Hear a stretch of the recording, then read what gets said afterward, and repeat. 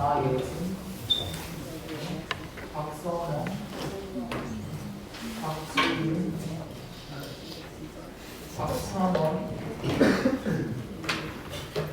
박혜선, 전국이, 소희, 김가영, 홍윤주, 신민수, 안구연, 양바은, 양승훈, 양태영, 오현석, 이재원, 이형진, 이호빈, 이도훈, 이지민, 이지원, 그 인정이야? 이찬경, 인정 반칙. 이화원, 이현빈, 기억 안 나는데 그거 이현주, 인정 안 된다 안 되고 그냥 임재원, 기회 그냥 되는다 하자. 무슨 이상한 요즘이야? 전하영, 정수호, 정수정, 정승호, 정기승,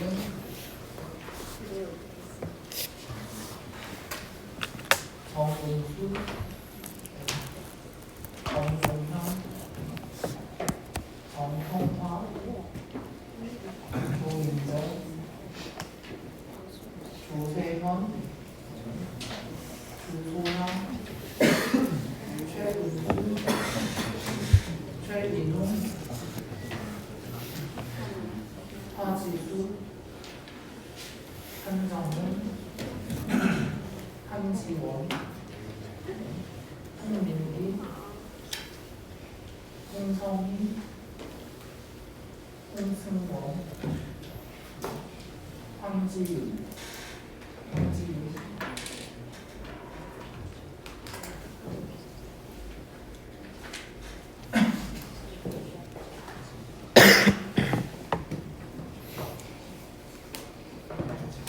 MT 전에 몸이 별로 안 좋았는데 MT 주고 열심히 놀았는데 목이 완전 가가지고 목감기가 좀 심하더라서 혹시 뭐 그냥 그러려니 하시고 들으시면 돼요.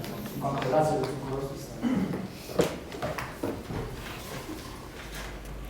이게 너무 안 와요. 저희 오늘 배울 건 계속해서 챕터2 계속 나가고 있어요. 아마 3월 내면 챕터2를 하게 돼요. 그래서 저희가 오늘 나가는 챕터는요, 다음으로 넘어가서 연구에 관한 거를 하게 되고, 오늘 나가는 다음 시간까지 저희 열에 대해서 좀 진행을 하고 있습니다. 일단은 열에 의한 식품의 변질, 이라고 먼저 알고 있고요. 식품 변질 원인은 미생물입니다. 저희 배웠죠? 소수 반응도 좀 배웠고, 호흡 현상은 아직은 안 배웠었죠? 화학 반응, 그리고 요리는 다 당한 것 같은데, 미생물이 증가하니까 포도 반응, 호흡 현상, 화학 반응 이런 것들이 전부가 저온 처리를 하면 일반적으로 억제가 됩니다. 그래서 저희가 일반적으로 저온에 냉장고에 냉장품 냉동으로 저장을 하게 되면 식품이 이제 변질이 더 억제되는 이유가 이런 것들이 전부 다 저온에서 저장하면 억제가 돼서 좋다라고 보시면 될 것 같고요. 고온으로 가열 처리를 하게 되면 미생물을 죽인다거나 효소의 불활성화, 효소도 이제 저희가 단백질에 가서 이게 익히 보면 단백질이 들어가 익혔을 때 뭔가 변화하듯이 그런 식으로 변화한다라고 얘기를 했었죠. 그래서 이제 고온 가열 처리를 하게 되면 미생물의 효소를 불활성화 시켜서 식품의 변질을 억제할 수 있다라고 보고 있습니다. 그러나 이제 저온이나 가열 과정에서도 이런 것들만 일어나는 것이 아니라 여러 가지 변화들이 일어날 수가 있게 되거든요. 그래서 그런 것들에 대해서 저희가 좀 이야기를 좀 해볼 거고요. 이게 단순히 무조건 저온이 좋으냐 나쁘냐 이런 것도 좀 연구해서 될 거고 그렇게 될 것 같습니다. 사실은 아까 얘기하셨던 것처럼 일반적으로 저온에서 보관을 하게 되면 보관 기반도 대체적으로 모두가 늘어나고 있고 그런 것들이 있어요. 그래서 일반적으로 무조건 저온에 보관하면 좋겠다고 이런 식으로 될 수도 있겠지만 가끔씩 그렇지 않은 것들이 있습니다. 가장 대표적인 것이 열대 과일 같은 거, 열대 채소 같은 것들이거든요. 열대나 아열대에서 주로 자란 과일이나 채소 같은 경우에는 이들이 이제 원래는 항상 뜨거운 데서 자라잖아요. 그래서 반대로 얘들이 저온에 약해요.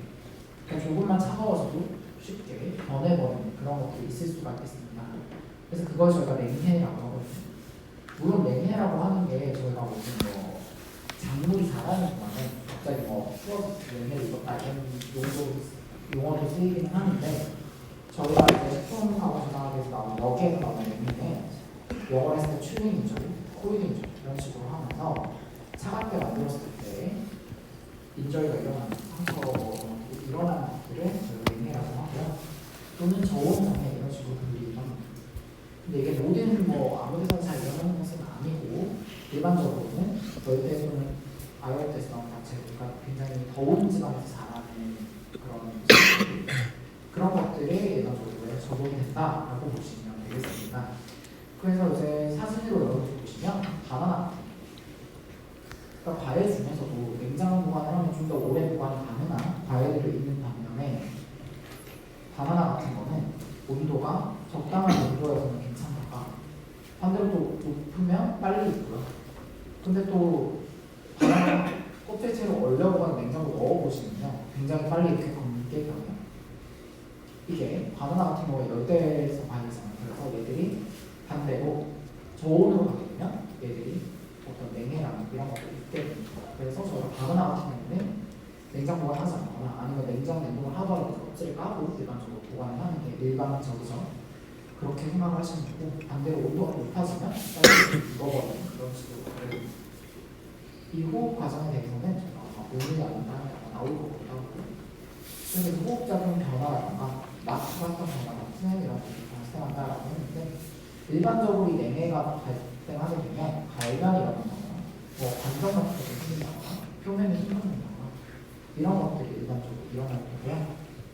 막 투과성 변화 이거는 무슨 말이냐면 제가 세포막에서 일반적으로 세포막이 어떤 물질이 빠져나가서 마음대로 이제 빠져나가서 들어오면서 대리어 역할을 하고 어떤 장벽 역할을 하는데 얘가 이제 상처를 입으면서 어떤 차가운 거리가 세포가 어떤 상처를 입으면서 그것이 이제 깨지는 거죠.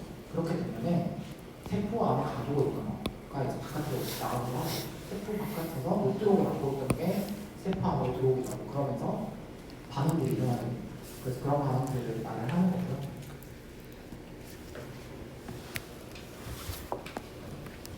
이제 최소 과일 채소 적정한 저장 조건들을 보시게 되면 일반적으로 과일 중에서도 사과, 배 뭐 이런 것들을 반대로 온도가 낮으면 좋을 때가 많아요. 그래서 사과 같은 경우는 제가 냉장고, 배도 그렇고 아마 냉장고에 잘 보관을 하실 거예요. 그러면 굉장히 오래 보관이 가능한 편이고요. 그냥 일반적으로 그냥 상온에 보관하는 거고. 근데 이제 복숭아 같은 경우는 그래도 차가운 데 보관하는 게 좋지만 조금 더 높은 온도를 보관하는 것을 저는 권장을 하고 있고 반대로 고구마 같은 거 너무 낮은 온도에서 보관하지 않고 너무 높은 온도에서 보관하지 않는 편이에요. 고구마 같은 경우는 저장하는 게 굉장히 좀 까다로운 편이거든요. 다른 과일 채소에 비해서 제가 일반적으로 저장하는 것 중에는 좀 까다로운 편이고요. 그리고 뭐 여기 열대 과일 이런 것도 거의 안 나오긴 하는데 열대 과일 같은 경우는 아까도 저희가 봤듯이 좀 높은 온도에서 보관을 하고 반대로 너무 낮은 온도에서 보관을 하게 되면 냉해를 입게 되는 그러한 문제들이 발생할 수가 있게 되고 상대 습도도 굉장히 중요하고 저희가 저장하는 게 온도도 중요하지만 오늘은 온도 위주로 보게 되겠죠. 근데 저희가 습도라는 것도 중요합니다. 습도가 너무 높거나 낮으면 또 문제가 생길 수가 있고 일반적으로 과일 채소 같은 건 좀 습도가 높은 데서 보관하는 게 좋기는 한데 습도가 높으면 인탕이나 세균 같은 것도 좀 더 번식을 잘하게 되겠지만 습도가 낮으면 표면이 마른다거나 이렇게 돼요.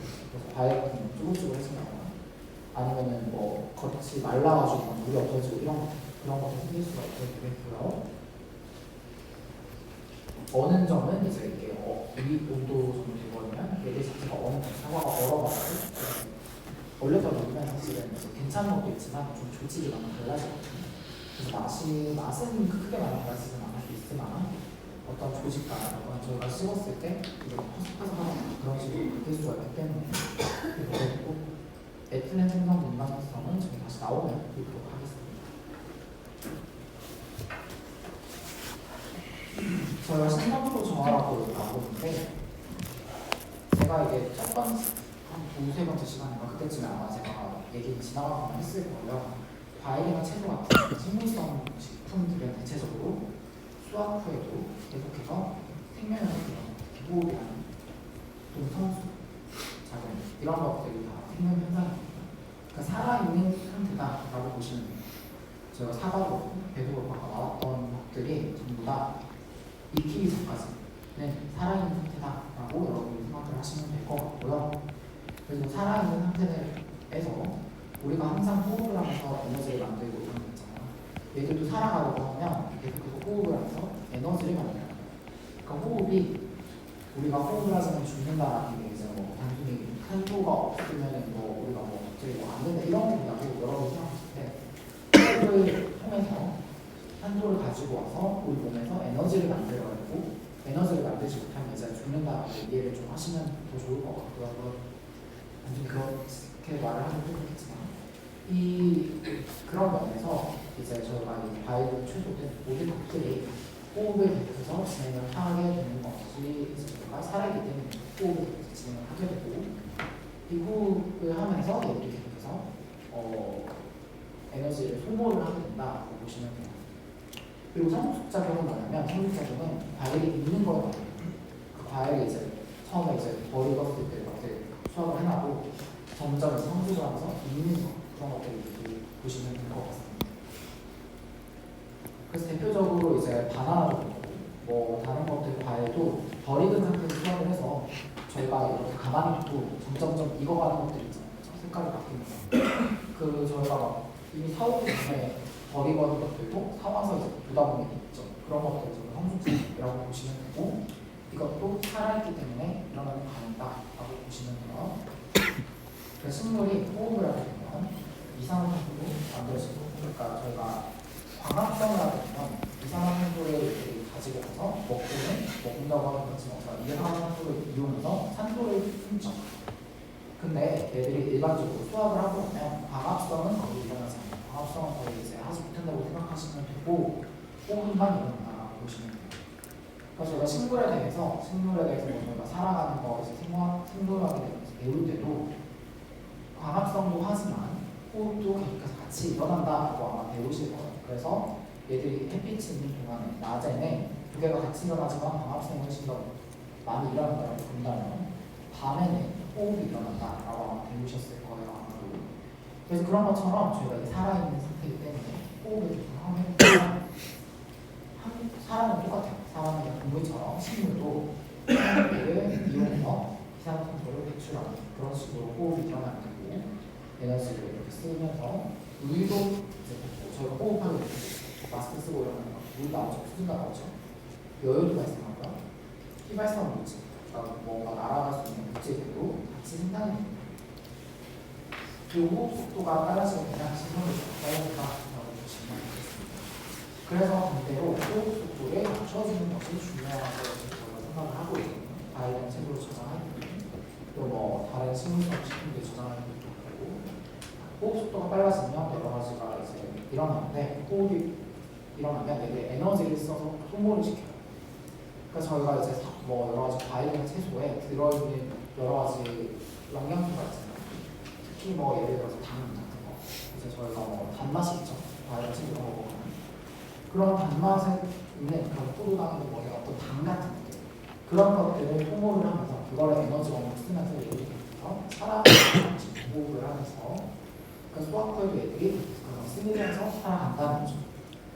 근데 이제 호흡 속도가 빨라지면 그걸 소모하는 것이 점점 더 많아진다. 그러면서 폐물도 점점 더 많이 생기게 되고 그래서 맛도 변할 수도 있고 그 다음에 원래 가지고 있던 맛도 많이 달라지게 된다. 이렇게 보시면 될 것 같습니다. 그래서 이제 그런데 이게 또 이제 호흡 현상이 일어나거나 성숙작용이 일어나거나 살아있는 게 항상 나쁘게 작용하는 것도 아니에요. 왜 그러냐? 이게 일어나게 되면 당연히 안 좋죠. 그래서 이게 이걸 없애야 되나 싶어서 만약에 이렇게 켰다 그러면 식물성 식품들은 더 빨리 상해요. 왜 그러냐면 얘들이 살아있는 동안에 생명 현상이 정상적으로 일어나기 때문에 방어력, 미생물이나 뭐 여러 가지 외부 요인들에 대해서 방어 기작을 돌려요. 그러니까 우리가 이제 세균이나 뭐 미생물 이런 거 계속 들어오지만 그걸 걸러내고 그걸 방어를 하면서 일반적으로 건강하게 저희 지내잖아요. 가끔씩 뭐 병들기도 하지만 이것도 방어를 하죠. 저희가. 그런 것처럼 이 과일은 식물들도 똑같아요. 그러니까 살아있는 동안에는 그들이 미생물이나 이런 것들이 들어오지 못하도록 한 방어 기작이 좀 잘 작동이 돼요.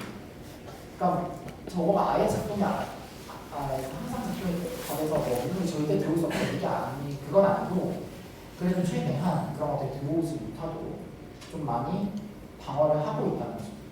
그래서 이제 반대로 이 생명은 일어나도록 어느 정도 이렇게 계속해서 일어나는 살아있는 상태로 유지하는 게 반대로 저희가 덜 상한 그리고 더 저장성이 일어나는 그런 거라고 보시면 돼요. 그래서 저희가 이제 이거를 한번 익혔어요. 저는 쌀에 밥을 만들거나 뭐 아니면 뭐 어쨌거나 한번 삶거나 찌거나 이렇게 하게 되면 어떤 놈은 반대로 살아있을 때보다 원래 그냥 걔가 있을 때보다 훨씬 상하는 속도가 빨라지죠. 그게 바로 이런 거라고 생각하시면 돼요. 그래서 익혀버리고 하는 얘들이 죽어버리니까 죽고 나면 이런 방어 기전이 다 사라져요. 그래서 이제 미생물이 점점 더 빨리 들어오게 되고 그런 것들이 생기게 되는 거죠. 그래서 저희가 사실은 과일이나 채소 같은 거, 다른 식물성 식품 저장을 할 때는 생명 현상을 유지를 하되 죽이지는 않되 호흡 속도를 최저로 조절하는 것이 가장 최적의 저장 조건이다라고 보시면 될 것 같습니다. 그래서 이제 이렇게 살아있는 상태, 토마토를 이렇게 살아있는 상태에서는 CO2를 가지고 가서 O2를 광합성하고 O2를 내보내죠. 그리고 물을 이렇게 가져가고 이런 것들이 여러 개 다 배웠을 거죠. 이제 산소가 이제 대탄을 방출하고 뭐 물이나 이런 것도 나오는데 여러분들이 저희가 가공 저장에서 볼 때는 여기서부터 이제 볼 건데요. 우리가 이제 에너지원으로 사용하는 카보하이드레이트, 당류 이런 것들 에너지원으로 사용을 해서 사람이랑 똑같거든요. 그거를 여러 가지 뭐 여러분들이 생명학 같은 거 배우시는 뭐 해당 과정, TCS 이런 걸로 에너지를 생산하는 그러한 기전을 통해서 최종적으로 CO2와 H2로 브레이크다운이 되고 이렇게 이제 만들어지고 그러면서 에너지가 나오겠죠. 그 에너지를 얘들이 쓰면서 계속해서 살아있는 거예요. 그러면 남는 CO2, 이렇게 나온 CO2나 물이나 그런 것들 그리고 뭐 에너지도 이제 남는 것들 열 에너지로 이제 배출하는 이렇게 배출을 하는 거죠. 그래서 산소를 가지고 호흡 현상을 하는 살아있는 상태에서는 호흡이 일어난다라고 보시면 되고 그러니까 이렇게 수학을 해서 거기 가지를 쳐가지고 잘랐다고 해서 죽는 게 아니다 라는 거는 여러분 좀 기억을 하시면 될 것 같아요. 제가 하도 여러 번 말해서 여러분들이랑 기억을 할 거라고 생각하는데 그 다음에 저희가 이제 오늘 얘기를 할 거는 전환성 무슨 뭐 이런 것들 또는 호흡기 이렇게 부르는 그걸 기억합니다. 제가 클라이맥트릭, 난클라이맥트릭 이렇게 나누기도 하고요. 또는 호흡기, 비호흡기 이렇게 부르기도 합니다. 영어로는 클라이맥트릭, 난클라이맥트릭이라고 제가 표현을 하게 되고요. 이 respiration, ethylene production, growth 이런 것들을 같이 나오죠. 사실은 여기서 저희가 이제 이거를 얘기할 때 성수, 아까 성수 숙성에 들어가는 거죠. 성수권 숙성 이거에 관련된 거라고 좀 보시면 될 것 같아요. 지금 나오는 것들은 그러니까 이제 과일들이 호흡을 하면서 진짜 자라요. 과일들 그런 상태에서 저희가 이제 저장을 좀 하다 보면 어느 순간 얘들이 에틸렌을 엄청나게 내뱉는 과일이 있어요. 어떤 식이냐? 셀 디비전, 셀 일라르지 월치는 셀이 이제 분열해서 하나가 두 개가 되고 이런 것도 저희가 잘하는 거죠. 그리고 셀 자체가 그 분열과 다시 원래 정도 크기로 다시 커지는 그런 것들을 말을 하고 그거는 요 잘하는 단계. 저희가 잘하는 단계에서 이런 것들이 주로 일어나요. 근데 과일은 열매로 열린 거죠. 이 열매로 열린 것들은 뭐가 있는 거죠? 일반적으로 라이프 성숙이라는 게 시네시스는 이제 노화라는 뜻이에요. 한번 성숙을 한 다음에 이게 노화 상태로 전환이 돼요. 그래서 노화가 되면 이파리가 떨어지는 거예요. 나무 같은 경우는 이제 이파리를 다 떨어뜨리고 이제 아니면 아예 줄기나 잎이 막 썩어 들어가고 이제 다 이제 주기가 끝나는 그런 상태를 말해요. 이 성숙 단계가 일어날 때 maturation,이라고 하는 이제 성숙 단계가 라이프닝, maturation 비슷한 건데 maturation 성숙 이렇게 해석이 있고 라이프닝은 우리가 과일이 익어가니까 그런 것들 얘기하는 거잖아요. 그렇죠? 그 단계에서 일반적으로 저희가 가장 많이 발견되는 어떠한 특성이 에틸렌이라는 식물 호르몬의 발생입니다. 에틸렌이 이제 기체고 저희가 그냥 되게 간단하게 생겼죠. 같이 이렇게 해서 H 이렇게 달린 거거든요. 에틸렌이라는 그런 기체가 있어요. 저희가 그 에틸렌이라는 기체가 식물 호르몬으로 작용을 한다라는 거죠. 일단 이거는 여러분들 좀 기억하시면 좋겠어요. 식물 호르몬으로 에틸렌이 작용하고 있고요. 그리고 이 에틸렌 같은 경우에 특히나 다른 것보다는 호르몬, 식물 호르몬 중에서 식물 호르몬 여러분 다른 거 배운 적 있을 거예요. 욕심 같은 거는 여러분들 초등학교 때나 중학교 때 배우죠. 욕심. 그 자라게 만들고 뿌리 자라게 만들거나 뭐 이제 자라게 만들고 그런 거 배우잖아요. 그것처럼 에틸렌도 식물에서 이용되는 호르몬이고 이거는 주요 성숙, 이 라이프닝이나 마추레이션 여기에 작용을 합니다. 그래서 주로 에틸렌이 발생하는 때는 얘들이 성숙할 때 주로 발생한다라고 보시면 돼요. 또는 에틸렌이 이제 발생하고 이제 얘들이 만나면서 얘들이 성숙을 한다라고 보시면 좀 편해요. 그런 상태에서 두 가지 반이 있어요. 타입이. 첫 번째 타입은 에틸렌이 굉장히 많이 발생하는 타입. 두 번째 타입은 에틸렌이 거의 발생하지 않는 타입이 있어요. 그러니까 성숙을 할 때 에틸렌이 반드시 필요하고 에틸렌이 많이 내뱉는 타입이고요. 성숙할 때 에틸렌이 크게 필요가 없고 그냥 이걸 굳이 만들지 않는, 거의 만들지 않는 그런 류의 과일들이 있습니다. 에틸렌을 이렇게 많이 내뱉고 이렇게 많이 만들고 이게 성숙에 많이 관여하는 과일을 클라이맥스, 호흡기 과일, 뭐 전환성 이런 식으로 얘기해요. 전환성을 뭐 호흡기 과일, 영어로는 클라이맥스 이렇게 얘기를 하고요. 반대로 클라이맥스, 비전환성, 비호흡기는 이제 이거가 에틸렌이 크게 관여를 하지 않는 그런 것들을 일반적으로 얘기를 한다고 보시면 되겠습니다.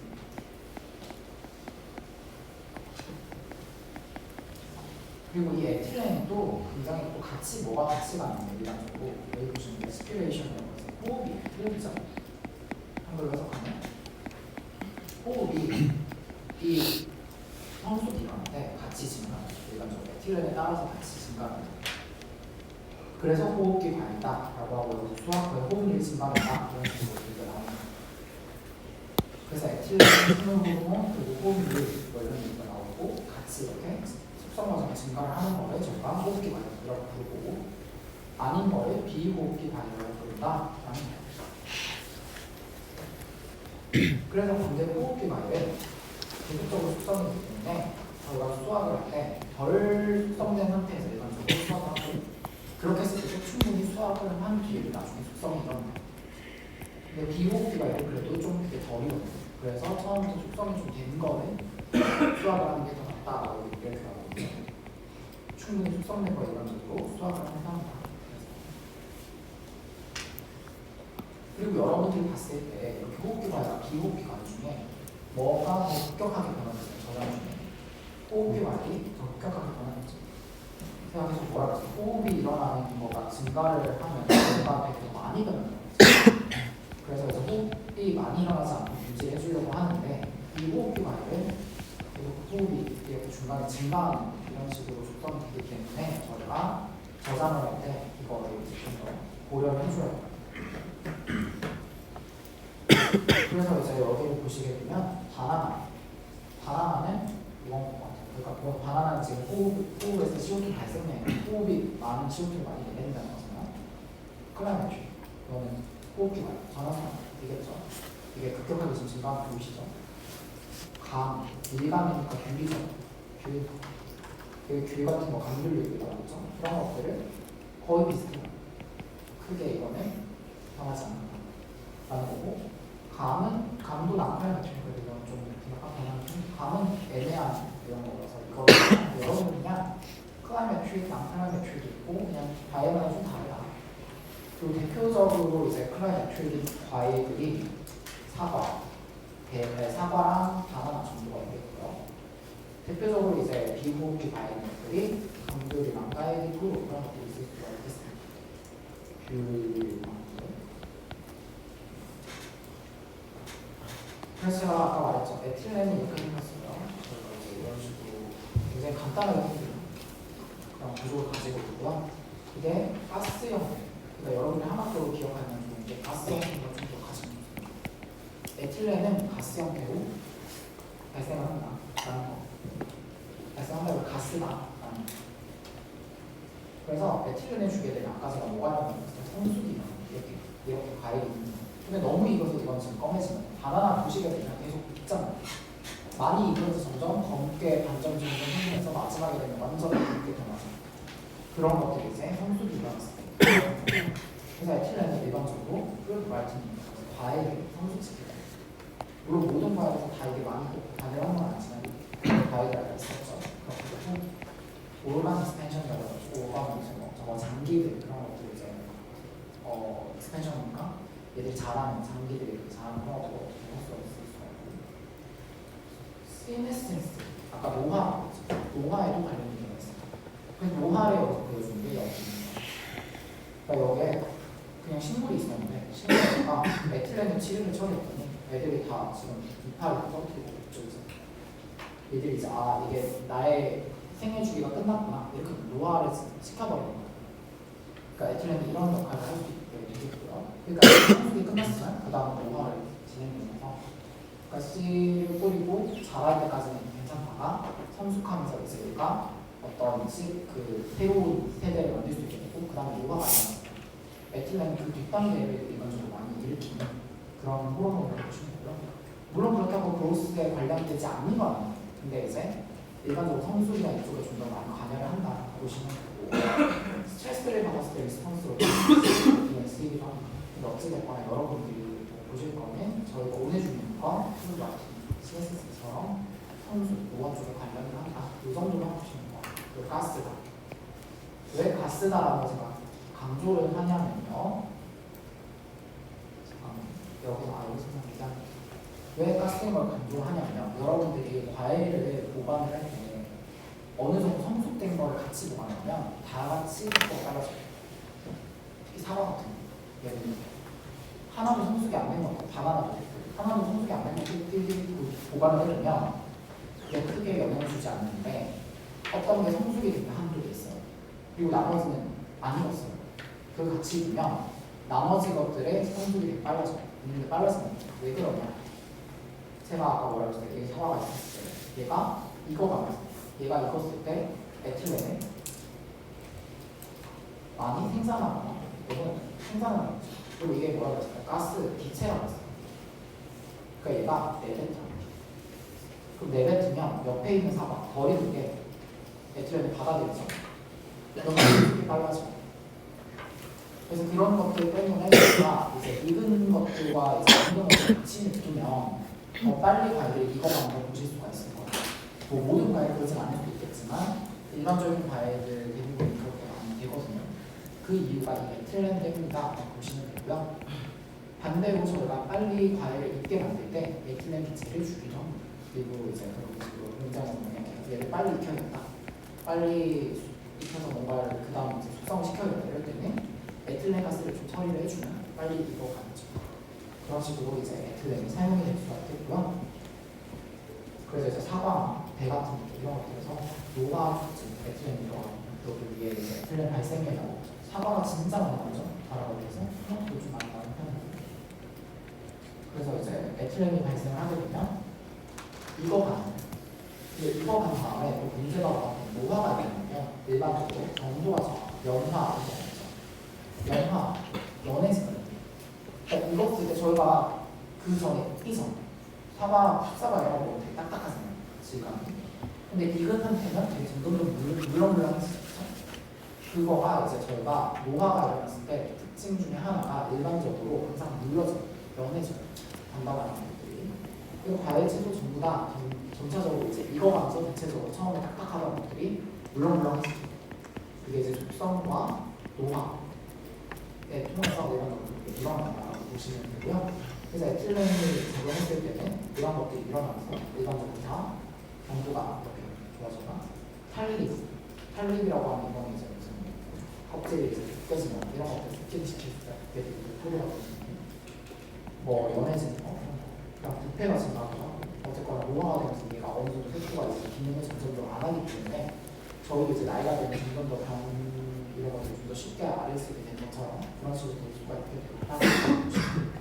되고요.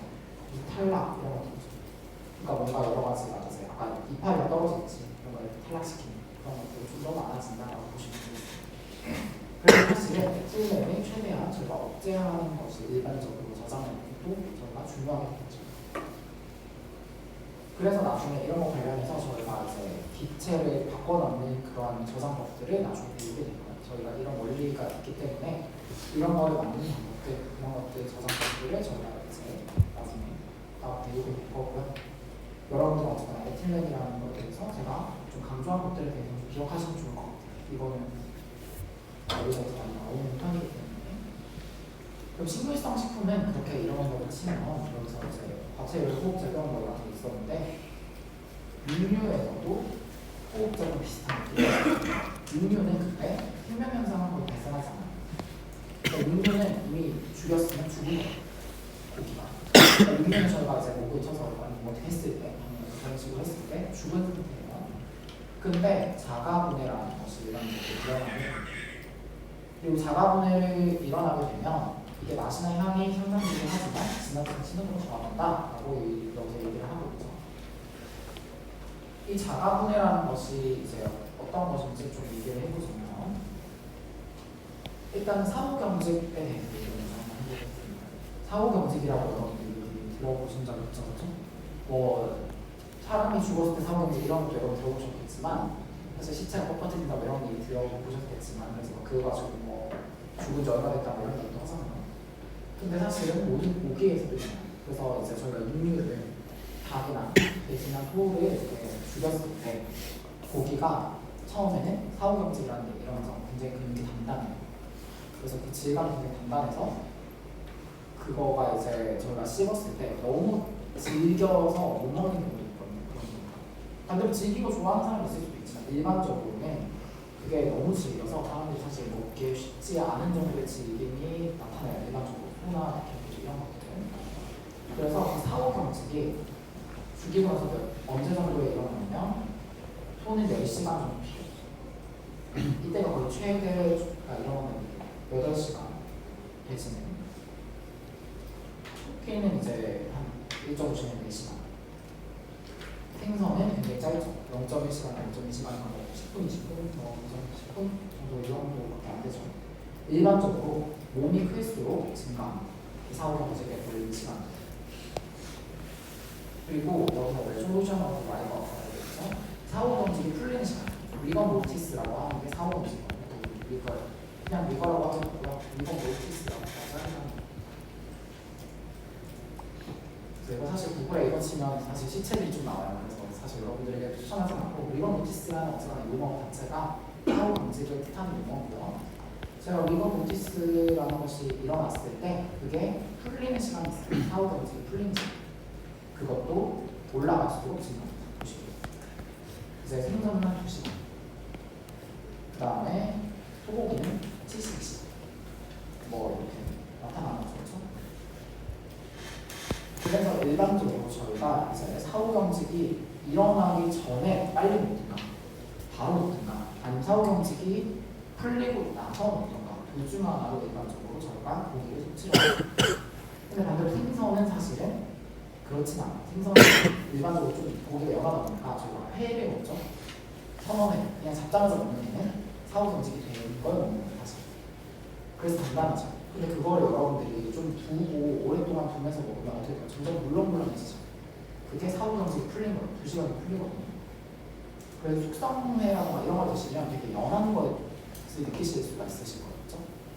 일반적으로 여러분이 먹는 건 좀 씹힘감 있는 걸 드시는데 그거 사후경직 이런 건데 그런 숙성이 되면서 연화가 되는 그런 형태를 보실 수가 있고 소고기나 이런 것도 다 비슷합니다. 그래서 그런 것을 저희가 에이징이라고 부르고요. 숙성. 그래서 소고기 숙성, 돼지고기 숙성 이런 거 얘기 들어보셨죠? 숙성을 얼마나 잘했느냐에 따라서 좀 얼마나 고기가 부드러운지 그런 것들 얘기가 있잖아요. 그래서 이런 것들이 이제 에이징이 일어나면 사후경직이 풀리면서 이렇게 되게 되고 만약에 냉장을 주로 하거나 이렇게 되면요 보통은 여기 보면 굉장히 제일 간단한 비가 아마 소고기일 거예요. 비프일 거예요. 비프 같은 경우에 저희가 되게 고기는 빨리 상하니까 빨리 먹어야 되는 거 아닌가 생각을 하실 수도 있겠지만 반대로 한 6일쯤 돼야 드디어 처음 잡자마자와 비슷한 수준의 그런 질긴 정도 냉장 보관 이런 걸 거치는 소고기 같은 경우는 그래서 소고기는 일반적으로 유통을 해도 좀 늦게 유통을 하고 판매 기간이 좀 길게 잡아요. 한 열흘부터 20일, 20일 정도 30일 이 정도까지 돼야 21일에 그래서 일반적으로 기준을 잡는다 이렇게 나오는 거예요. 그래서 이 소고기 같은 경우는 좀 오랜 시간 이 72시간은 아마 냉장 보관이라는 3원이라는 거니까 그런 식으로 생각하시면 될 것 같고 냉장을 하면 이렇게 되면 이것도 에이징을 할 때 달라지는 시간이 그래서 이제 저희가 소고기 같은 경우는 잡자마자 바로 한 게 아니라 며칠 된 거 이거를 그런 것들이 이런 것들과 관련이 있고요. 그래서 이 사후경직은 풀리는 거는 저희는 반대로 좋은 걸 지금 근데 이 사후경직이 풀리는 건 사실은 그 근육이 단단하게 묻혀서 그것이 분해가 일어나는 거예요. 분해가 일어나면서 사후경직이 풀리는 거거든요. 그런 분해들이 너무 많아지거나 아니면 다른 분해들, 다른 어떤 미생물 감염 이런 것들에 대해서 더 많이 막 그런 것들 우리가 먹지 못하게 점점 더 바뀌는 게 이제 스포일리즈라고 보시는 거예요.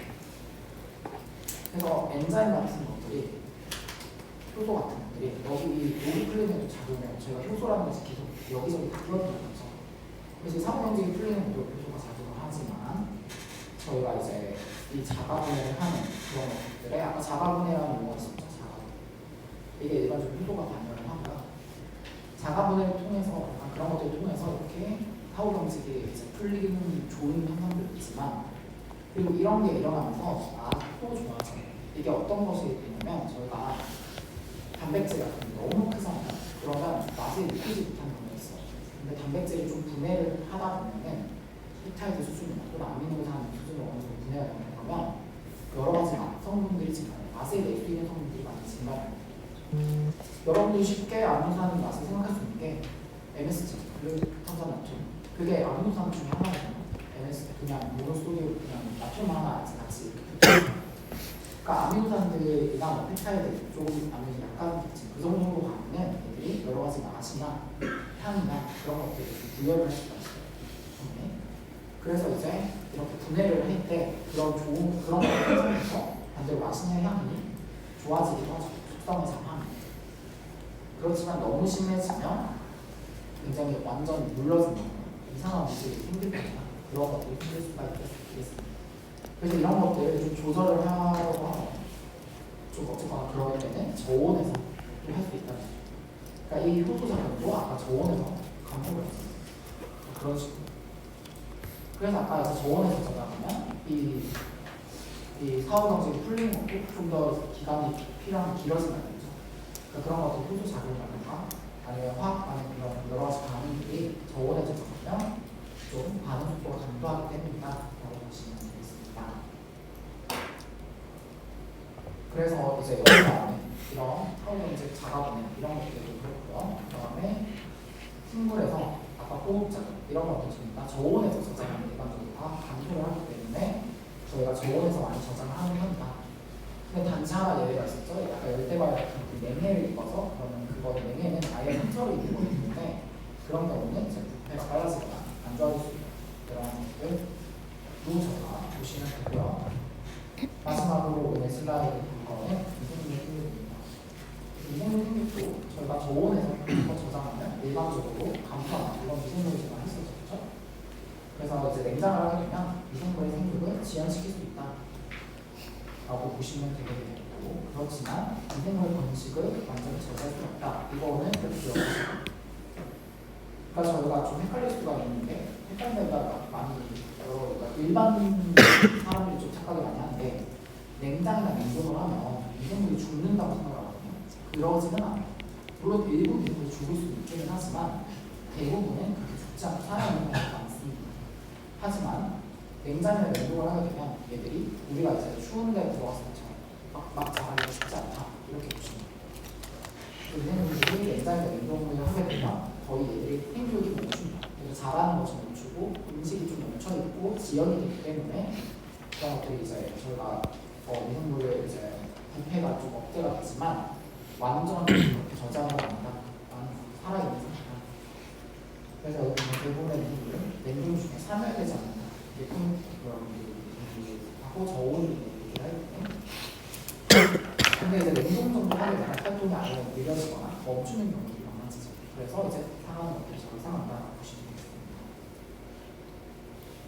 그래서 저온 저장 시에 미생물의 생육이 지연도는 억제가 되긴 하지만 이게 미생물이 완전히 죽는 것이 아니기 때문에 저온에서도, 그리고 저온 미생물이라고 해서 저희가 이제 저온에서도 이제 좀 생육을 잘할 수 있는 미생물도 따로 있어요. 그런 미생물이 자란다거나 아니면은 얘들이 다시 꺼냈을 때, 이제 저온 저장을 다시 꺼냈을 때 미생물이 다시 그 상태가 또 다시 열심히 자라게 될 수가 있거든요. 그런 걸 저희가 생각을 해볼 필요가 있는 거죠. 그래서 미생물을 저희가 정확하게 컨트롤할 때는, 사실 정확하게 미생물을 어떻게 없애버리려고 할 때는 고온에서 익히는 식이거나 아니면 다른 처리를 통해서 미생물을 죽여야 되고, 저온으로 봤을 때는 죽는 것은 아니다. 그냥 단지 얘들이 자라는 것들일 뿐이다 라는 것만 여러분들이 좀 생각하지 않으시면 될 것 같아요. 네, 그러면 오늘 할 내용을 다 끝냈고요. 질문 있으시면 질문 주시고, 그래서 오늘 이제 여기까지 하고요. 질문 있으시면 이렇게. 헐.